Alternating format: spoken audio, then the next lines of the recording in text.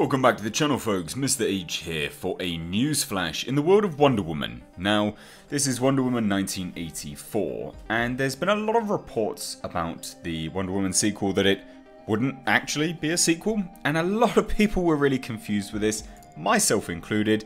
Didn't really make much sense, because of course, we are getting Steve Trevor coming back. He's back from the dead, therefore that is a narrative which is being carried over from the previous movie, therefore a sequel, I guess. Well, it would appear in a report from the Vulture, we've got kind of an explanation as to all of this nonsense, and I will say this straight from the outset, it still doesn't really make any sense. So they sat down and spoke with Charles Roven, or at least they've quoted Charles Roven. He is one of the producers on Wonder Woman 1984, and he came out and stated that Patty Jenkins was just determined that this movie should be the next iteration of Wonder Woman, but not a sequel. And she's definitely delivering on that. It's a completely different time frame, and you'll get a sense of what Diana/Wonder Woman had been doing in the intervening years, but it's a completely different story that we're telling. So that's a sequel. I mean, again, this is a sequel. It sounds like a sequel. It doesn't really make any goddamn sense why they're trying to say that it's not a sequel. But anyway, Charles Roven, he does continue and say that Wonder Woman is a standalone film in the same way that Indiana Jones or Bond films are, instead of one continuous story that requires many installments. So there's very minor clarification. It's still a sequel.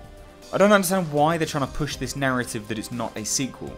You've got Steve Trevor back from the dead. There will be some explanation as to that, because Patty Jenkins has already come out and said that there will be some logic to it and it will make sense. It's a sequel. We understand what's happening in the intervening years, again, as quoted by the producer Charles Roven. So it is a sequel. It's very strange that they're trying to push this consistent narrative that it is not a sequel. Even James Bond has elements that continuously will carry over time after time.